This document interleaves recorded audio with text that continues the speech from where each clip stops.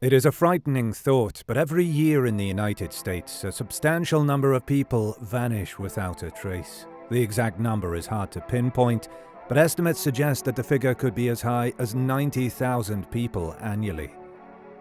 While many of these cases are resolved quickly, with the missing person found safe and well, others remain unsolved for years or even decades. There are several reasons why people might disappear, ranging from criminal intent to mental health issues, or simply choosing to start a new life. The uncertainty and lack of closure that missing person cases can bring devastate family and friends, and the impact on communities can also be significant. The disappearance of Tiffany Daniels is no different. How could this vibrant, happy-go-lucky young woman vanish into thin air?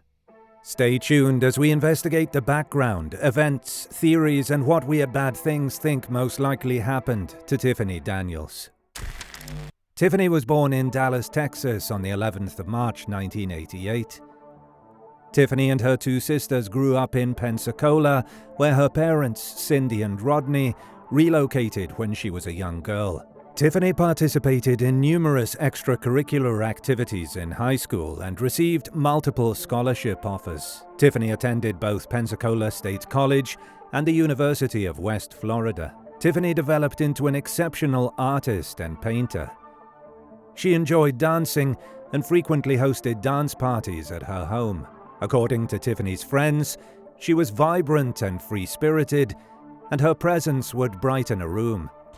Tiffany was drawn to picturesque locations due to her insatiable desire for adventure and to people who shared her passion for art.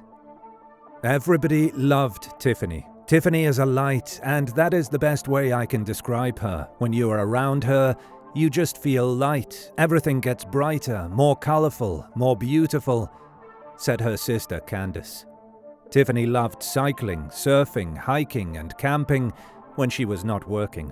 Tiffany's father described his daughter as a butterfly girl by saying if a butterfly came by while she was talking or doing something, she would take off and follow it.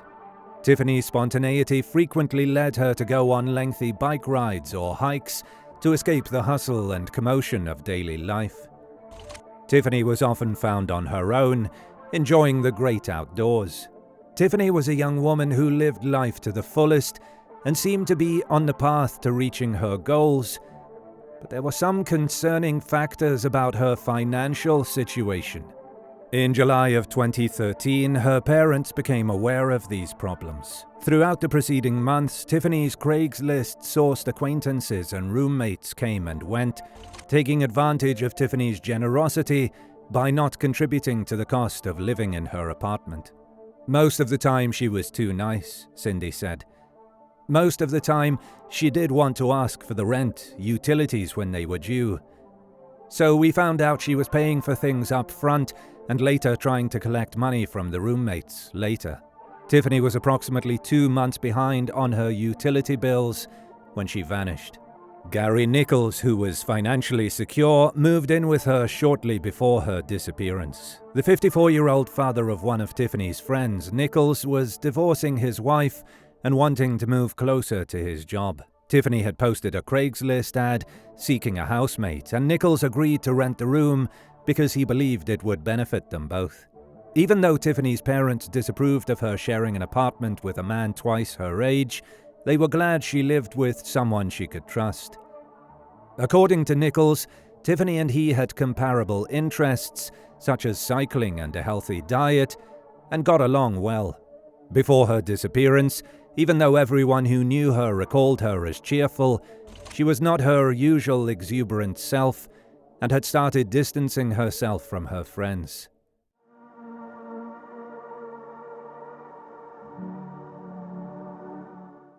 Daniels lived in Escambia County's westernmost city in the Florida Panhandle, Pensacola.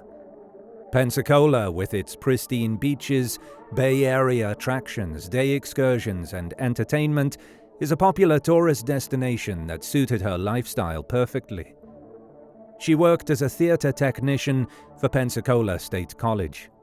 On the 11th of August, Tiffany began her day with a farewell breakfast with her boyfriend, who had recently been accepted into the robotics program at the University of Texas in Austin.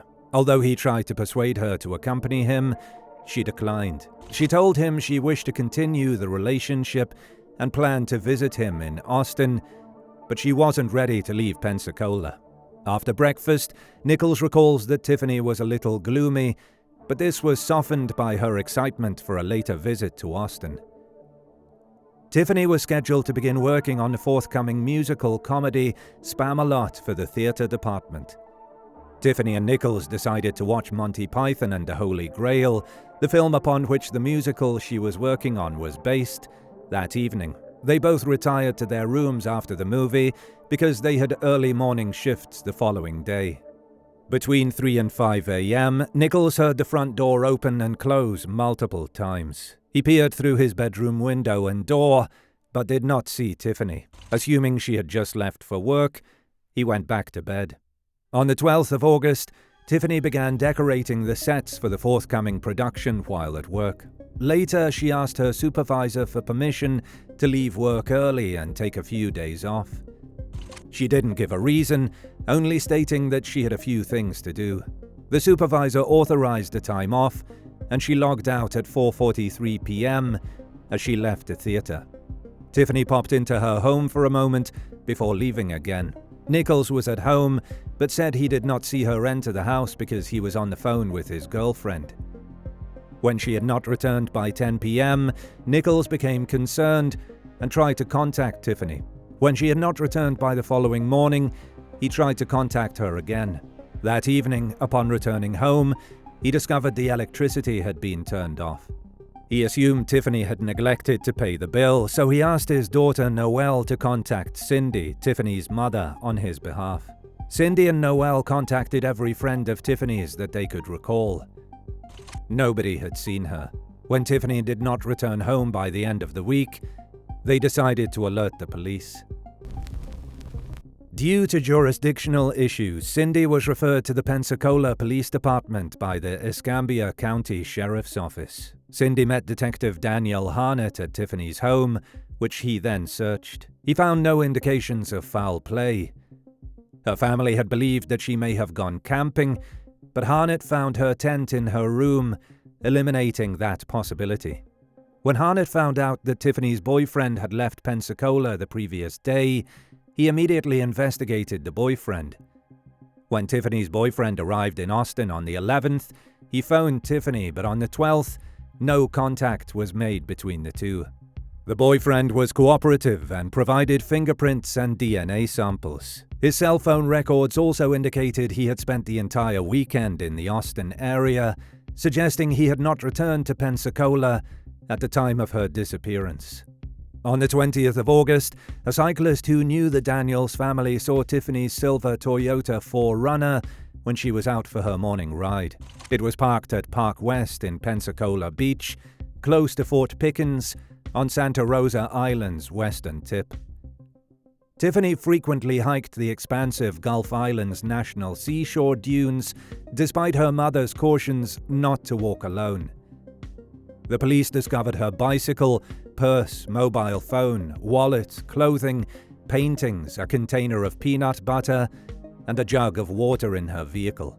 2 fingerprints were found, one on the door handle and the other on the steering column when the vehicle was impounded and towed to the police garage for further examination. These prints were not Tiffany's. A resident of a nearby condominium stated that the vehicle had not been parked there until 2 days prior, indicating that it was parked there 6 days after Tiffany's disappearance on the 18th of August. 2 other residents told investigators they had seen a man exit the vehicle earlier that morning on the 20th. Detective Harnett examined surveillance footage from the toll kiosks on the Bob Sykes Bridge, the only road between Pensacola and the island, to establish a timeline for when the vehicle was driven there. The surveillance footage revealed that Tiffany's car passed through at 7:51 p.m. on the 12th of August, the night she disappeared.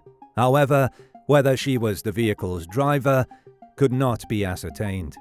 Police also discovered sand on the bicycle tires, indicating that Tiffany may have gone for a ride that evening, as the Perseid meteor shower was occurring at the time, which, according to her family and friends, would have interested her. In the hopes that someone had seen something, family and friends combed the area and surrounding residential complexes, but law enforcement received no new information. Class Kids, a volunteer organization, assembled a search party and searched a substantial portion of the island using search and rescue dogs. Some clothing and jewelry were discovered, but none were identified as Tiffany's.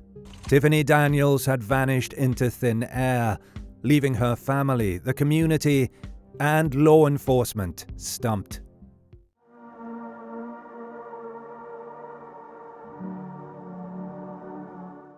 Tiffany's parents have created a Facebook page with over 23,000 likes titled "Help Find Tiffany." Over the years, the page has generated numerous leads and has constantly supported her parents. In 2014, a possible sighting led Tiffany's family to Louisiana and down the horrendous realization that their daughter could have fallen prey to human traffickers. A waitress at a restaurant in Louisiana, just out of New Orleans, reported that she had seen a woman matching Tiffany's description enter the establishment. She was with two women, one older than the other. The waitress told investigators that the younger women were acting strangely and refusing to look her in the eye, while the older woman was the only one who spoke.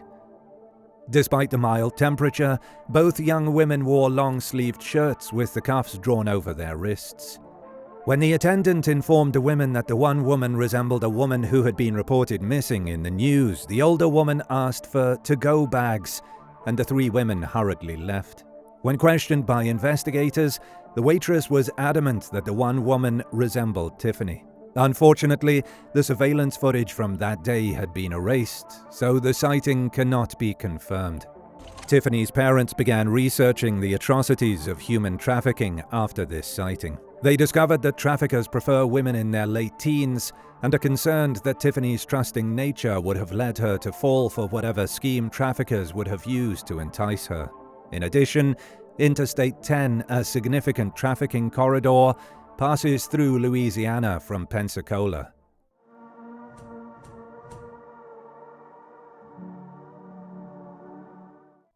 When searching for answers in a missing persons case, one naturally suspects a person or persons are involved. Could Tiffany have succumbed to something as simple as making a mistake and misjudging her ability or knowledge of the ocean on the night she disappeared?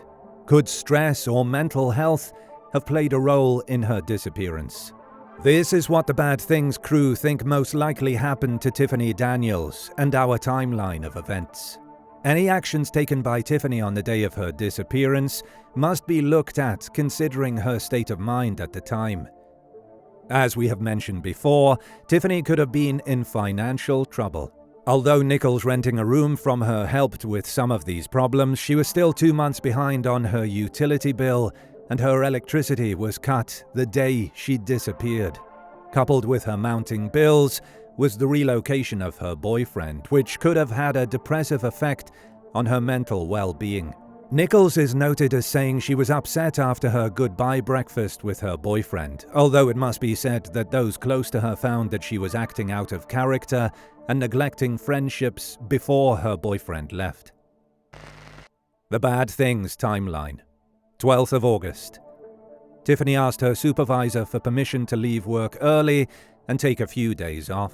Her reason for this may have been to take time to deal with her boyfriend's recent departure and her financial problems. She logs out of work at 4:43 p.m. Being an adventurous outdoors person, the best place for her to gather her thoughts and reflect would be doing what she loved and where she loved it: cycling, surfing, and hiking in the great outdoors. After leaving work, Tiffany goes home to fetch any apparel she might need for her impromptu hike or cycle. Tiffany's car passes through toll booths at the Bob Sykes Bridge, the only road connecting Pensacola and the island, at 7:51 p.m. Tiffany parks her 4Runner in a parking lot at Park West in Pensacola Beach near Fort Pickens at the western end of Santa Rosa Island. She had often gone hiking in the nearby dunes of the Gulf Islands National Seashore and knew the area well. Tiffany goes for a bike ride and, on returning to her parked car, leaves her bike, cell phone and purse in the car after deciding to head down to the beach to swim and possibly watch the Perseid meteor shower. Tiffany takes a swim to cool down after her bike ride. One of two or both scenarios may have played out during her swim. Tiffany may have been caught in a rip or other sea current and could not return to shore. The other is more gruesome. Two of the world's most prolific man-eating sharks call the Florida waters their home. Sharks are more active and hunt at night, and a human swimmer in trouble would be easy pickings for a shark. A shark attack may be why no remains or a body has surfaced. Tiffany's car is found 8 days later. What about the eyewitness accounts concerning the parked vehicle? Statements made by witnesses are often essential in establishing criminal guilt or reconstructing the events leading up to a crime. According to police surveys, eyewitness testimony is the primary evidence in over 20% of cases. However, this does not imply that the evidence is always reliable. Research shows that 75% of wrongful convictions result from inaccurate witness testimony. Because of these mistaken eyewitnesses, up to 100 innocent people may be wrongfully convicted of a violent or sexual offense in the United Kingdom each year. Multiple factors, including memory loss, impaired eyesight, and stress, have been shown to influence false testimony. However, these factors can only account for a small proportion of false eyewitness accounts. A factor known as eyewitness talk also plays a role. This occurs when witnesses discuss what they observed with one another after the event and then alter their opinions based on the testimony of another witness. In a small community such as the one where the car was found, this eyewitness talk would have been rife. Did the parked car witnesses actually take note of when the car was parked or how long? Police continue to look for Tiffany, and while the Daniels continue the search, they become obsessed with the desire to assist others. When asked what is next, "We do continue to work as advocates for families. When a search is going on, we stay with the family while the teams are out searching," Rodney has said. Cindy and Rodney's hope keeps them going as they wait daily for word. Rodney explained, "Until someone brings me a body or a piece of her body, I'm never going to give up that she's alive and that she will come and show up at our door." If you love our content and want to support the channel, feel free to check our web shop where you can find exclusive true crime merch brought to you by Bad Things.